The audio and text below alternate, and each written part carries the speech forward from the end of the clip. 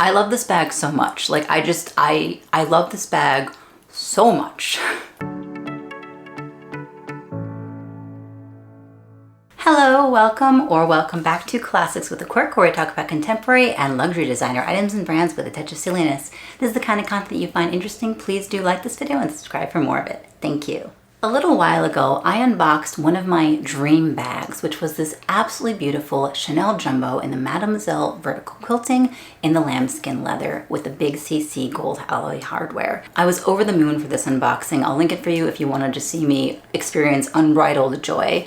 And today I wanted to finally film a more in-depth video about the Chanel Jumbo, including up-close detail shots, what fits, and some mod shots. Now, of course, I don't want to just talk about the bag without showing it to you, so here it is. It is gorgeous. I love it. I've used it, and I have pretty much no complaints about this bag. I think it is absolutely beautiful. The lambskin is lovely. It felt a little bit dry when it arrived, not painted dry or dyed or anything like that, but just a little bit dry because it hadn't been necessarily handled. But I have been handling it using the oils in my fingers to re-moisturize the bag. And again, it is lovely and in absolutely gorgeous condition. Now, one of the reasons I wanted to make this video is because when I was looking for information about the vintage Chanel Jumbo, especially in this like more boxy square style, there wasn't a whole lot out there. There were a few videos here and there that talked about the bag, but not very many that showed what fits, not very many that showed mod shots, no details about the bag, especially not very many about the vintage vertical quilts. And I've seen a few videos that are basically just like, here it is, here's the bag, it's beautiful, okay, bye. And that was what my unboxing video was about. It was just, I'm over the moon, I have it, this is super cool.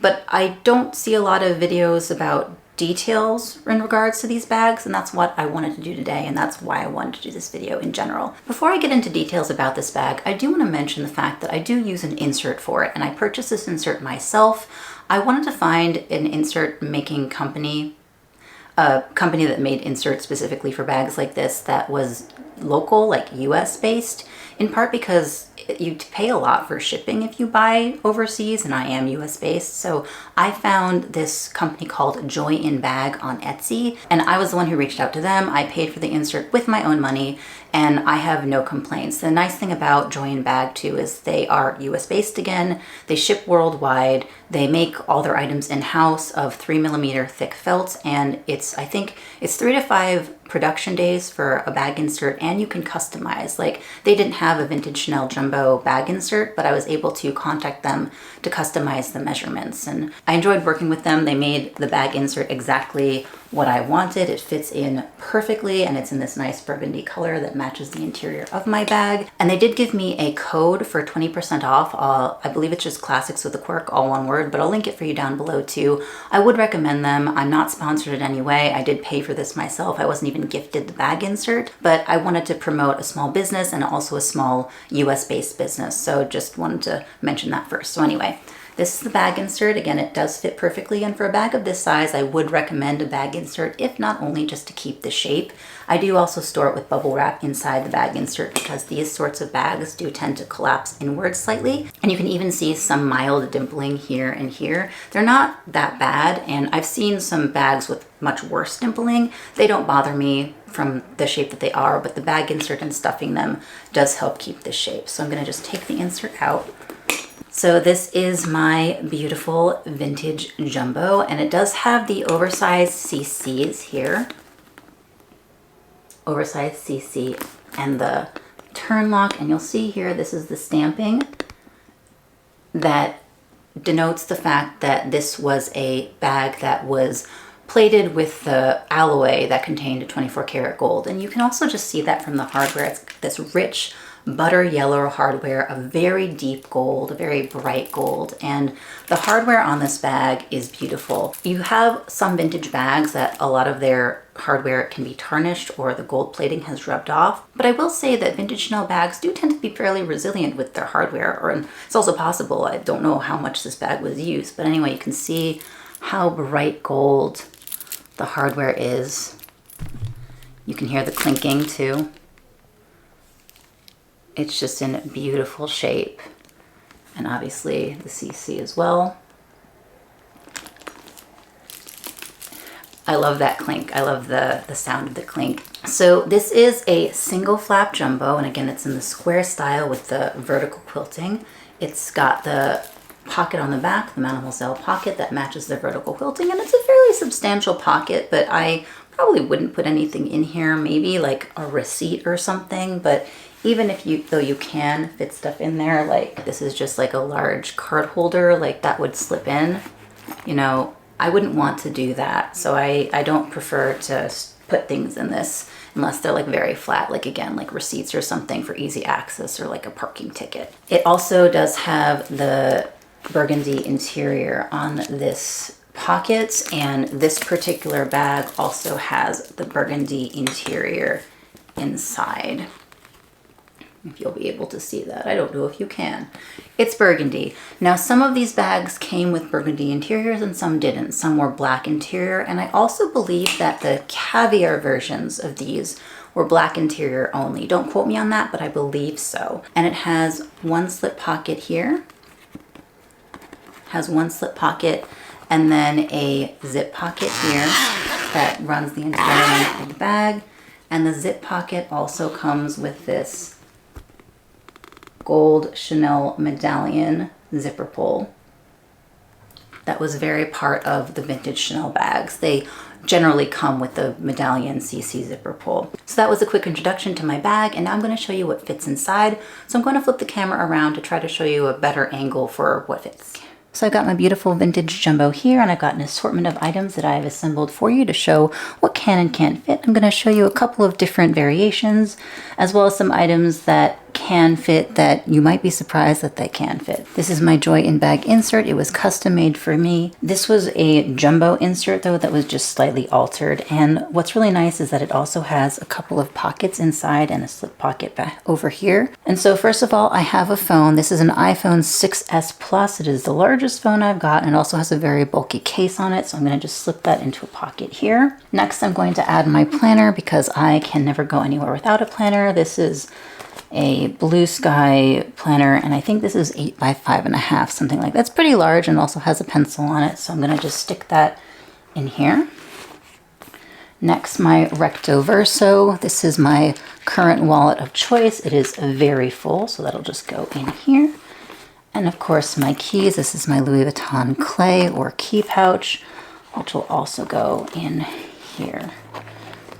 Now, not only do I have a planner, but I also always need a notebook. So this is a Louis Vuitton Agenda PM. This is the Chibi Kinoko Agenda PM from the Takashi Murakami line. I unboxed this on my channel. I'll link the video for you. I am incandescent with glee. So I'm going to just put that in here. And this does stand up, no problem. And then my mini pochette. This is my Louis Vuitton mini pochette. And inside right now, this is just my extra battery case. So it's got my charger, a cable, and then a wall outlet too. So I just am going to, and obviously you can put anything you want in mini pochette. I just wanted to make sure that you saw that this was full. So a full mini pochette goes in no problem. So there you go. Then I'm going to put my headphones in. These are not for the iPhone or special, but they are about the same size, so that can just plop in on top. And then the last thing I'll also plop on top is sunglasses, and I'm not just going to put these in a case. These are very bulky sunglasses though, because they fit on over my actual glasses. Not exactly fashionable, but they work for me, so that will just go plop in on top right here. And I'd call that pretty full. Obviously, you can put some stuff in here. You can put a lipstick or a hand sanitizer inside. You could obviously put the lipstick or hand sanitizer inside the mini pochette or inside any pouch, but that is pretty full, and that closes absolutely no problem. No bulges on the side, though you'll notice that it does fill the sides out. It's not overstuffed or bulging. Now, I will say with it filled this full, it is pretty heavy. It's pretty heavy. This is an all leather bag, even though it is a single flap, so it's a little bit heavier than some other bags might be, and obviously it's got a lot of stuff inside it right now, so it is going to be a heavy bag. There's no ifs, ands, or buts about it, but if you pack any bag full, it's going to be heavy, so that's not necessarily specific to this bag. I just wanted to make sure that you were aware that if you pack it this full, it's going to have some weight to it. So I'm going to unpack few things here and then just show you some other things that can fit. So I'm going to take out everything but my phone, my keys, and my wallet. And they fit inside with room to spare. And then I'm going to just put in this 12-ounce water bottle. This is a pretty squat water bottle, and it does fit in perfectly standing up.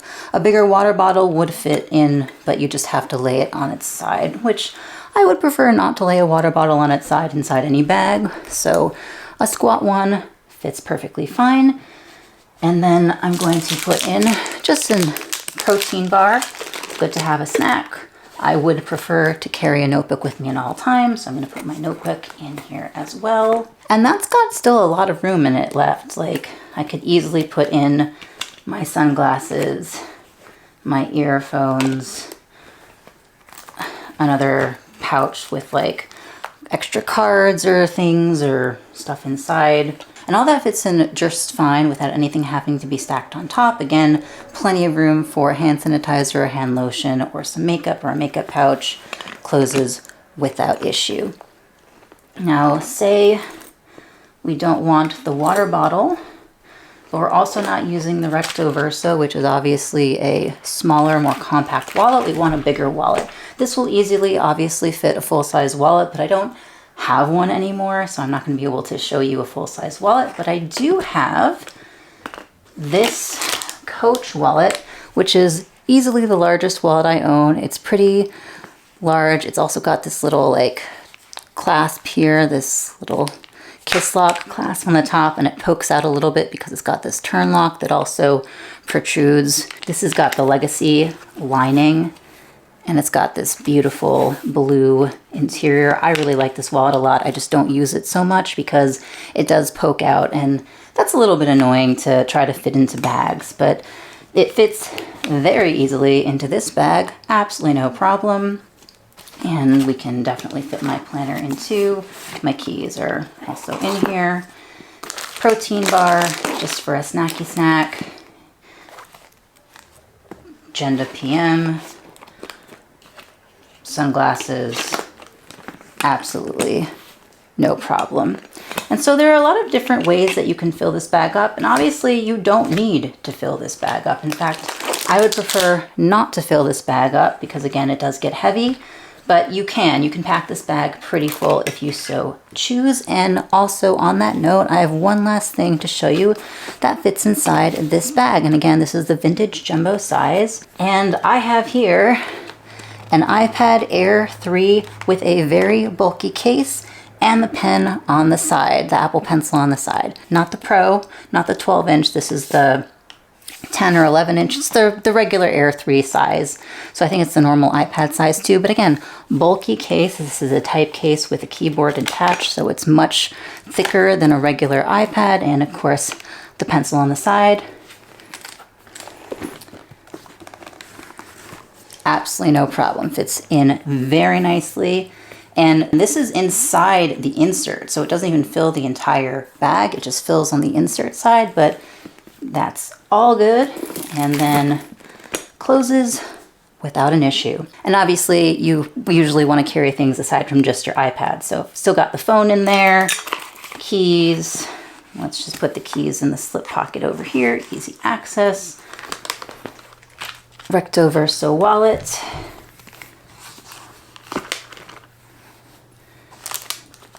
Agenda PM.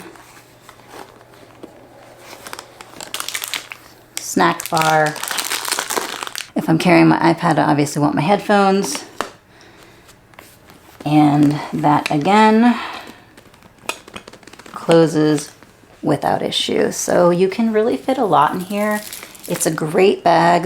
Would be a great bag just like to carry things on the daily too. I mean, you could, if you wanted to, you could fit a small umbrella in here even. Not that I would, but you could if you wanted to. And if you want to take it somewhere and fit an iPad in it, like an option. I think this is such a good bag, so versatile. It is beautiful, but it can be so useful, and I have no complaints about this bag and what it can fit and what it can carry, and just generally, I love it a lot. Since we're here anyway, I also just want to give you a close-up look at the inside of the bag, since this angle will help look at the interior. So once again, we've got this burgundy interior lining, the slip pocket here that runs the entire length of the bag, the medallion zipper pull, and this is also a gold alloy plated zipper pull, and the zipper that runs the entire length of the bag. This bag, by the way, is a 3 series, and there's the CC with the stamping again. Okay, so now I wanted to give you some mod shots of the bag as well as some measurements while you could actually see it on the body. For reference, I am 5'7" and approximately 140, 145 pounds, and I'm going to do my best with this, but I find mod shots really awkward to do. I don't know, does anybody else who does YouTube find mod shots like kind of awkward? Maybe it's just me. I don't know. Anyway, so just for reference, this drop length is fairly long. It is a 14-inch drop on the shoulder, and that's about 36 centimeters. The rest of my measurements are actually in centimeters, even though I'm American. And the reason I did that is because you can kind of get more detail on centimeters than you can for inches, like more precise. Anyway, so again, a 14-inch drop and a 36 centimeter drop, which does fall a little bit low on me, but I like it as long as it's not super like up here. I don't have to like squish it underneath my arm. I kind of like that it falls lower, so I'm more like resting my hand on the bag as opposed to smushing it in, which I prefer not to do because it can misshape the bag. And anyway, in terms of the rest of the measurements, I have both the exterior measurements and the interior measurements. So exterior is just, you know, the outside of the bag. Interior is the inside capacity, which is also helpful if you want to get an insert made or you want to find an insert that's already made. So the exterior length is 32 centimeters across the bottom. The width is 9 centimeters, and then the height, so from the bottom to the top of the bag, is 20 centimeters. But I also want to just quickly point out that the flap comes a little bit above the height of the bag, so you technically get a little bit more height, but from the bottom of the bag to this part is 20 centimeters, not to the inside of the flap. I just prefer that for accuracy. So the interior length of the bag is about 31 centimeters, and mine, you'll notice, does push out a little bit on this side, but I didn't include that in my measurements. I just included the inside part. So about 31 centimeters interior length, about 7.5 centimeters widthwise interior, and then for the height, it's also pretty much 20 centimeters, but I have my bag insert from Joy & Bag at 18 centimeters. So it gives me a little bit more leeway for the insert, and it also means that I can access the back zipper pocket and the back flap pocket in the event that I want to. So those are the measurements of the bag, and I'm going to just continue on with the mod shots. And this is it on the shoulder for me, for a 5'7" person with a 14-inch drop. Again, I like it this way. And that's pretty much how I would wear the bag. It's also nice because it can fit over bulky coats, which is super helpful, especially if you live in a climate that requires bulky coats. So there you go. And then you can wear it completely single chain, but I really prefer not to, because if you do the chain all the way down, it's a very long drop. So this is it, single chain. Like, that's nonsense. I'm 5'7" and it is like hitting my thigh. Same thing for crossbody. This is nonsense. This is way too low down. So what I do is I can adjust the chain, manipulate the chain, and obviously having a chain shortener would be very helpful with this. But I just like manipulate the chain a little bit this way. And there you go, a much easier crossbody length in the event that you wanted to crossbody your vintage Chanel Jumbo. So you just pull the chain in, and because the grommets on these style bags are this way, sideways, as opposed to up and down, the chain doesn't move as easily. So you can just kind of like leave it that way. Again, I use a chain shortener in order to like make sure it stayed that way, but you don't necessarily have to if you're in a pinch. Another thing I do want to point out is with double flap bags, you can't really adjust the chains in the same manner, because if you did, the chain would be stuck in between the flaps, which can cause damage. I mean, you still can in a pinch if you want to shorten the strap, but it's something that you're risking. You're risking damaging the bag more by having the chains rub in between the leather flaps, which I wouldn't want to do. So another thing about shortening the chain that way for crossbody is then if you continue to keep it a little bit short, you have a top handle. You can wear it in the crook of your arm. You can even shorten the top handle, shorten it a little bit more. Cute little top handle with the chain either dangling, or if you had the shortener, you could just tuck the chain inside, or, you know, just hold the chain, kind of like if you're doing a double, you can just do it that way. I think that's really cute. I really like this a lot. I like being able to carry it like this. And you can just carry it like that with the chain all the way along. It just hangs down a lot more, and I think it's a little less cute. Preference, obviously. And another way you can wear it, obviously there's so many different ways that you can wear this with the chain being able to be adjusted this way, but you could also wear it like the Gabrielle style if you wanted to. So you could like put it over both of your shoulders like that, which is, I guess, good for security. And also the way that the straps can be adjusted, you can like make it longer a shoulder on both sides, so you can do that. I have never worn it this way, except basically right now or for other mod shots, but you can if you wanted to, if you liked that style. Just saying that this is an option. Overall though, I really do prefer it with the double chain strap like this. I think it's really cute. I think it's really easy. I can crossbody it if I'm in a pinch, but usually I just do that, you know, and do my stuff and whatever. And those are the mod shots, and I still feel super awkward, so I'm going to stop now. I hope that you enjoyed this segment. So that is my more in-depth video and look at my vintage Chanel Jumbo. And if you're looking for a vintage Chanel Jumbo, again, in this more boxy style, especially the kind with the oversized CCs, because that's a different size, I hope this video was helpful to you. I do think that reference videos are super good because they give you an idea of what you're looking for before you actually purchase it, and I have no regrets about purchasing that, but I would have liked being able to know more about it before I had bought it. For instance, I didn't know that it could fit an iPad, and now that I know that, it's just a good fact to know. It's a good little extra tidbit to be aware that a vintage Chanel Jumbo can fit an iPad in a case with a pencil in the event that you wanted it to.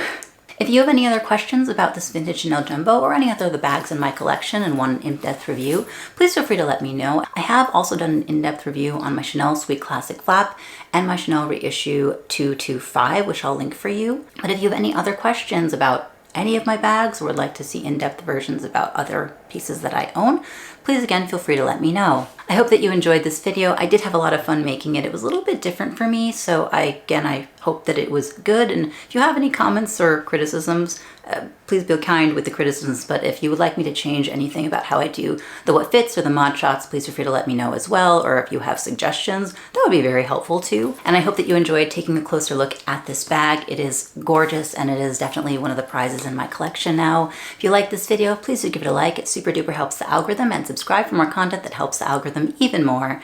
Thank you so much for watching, and I'll see you next time. Bye.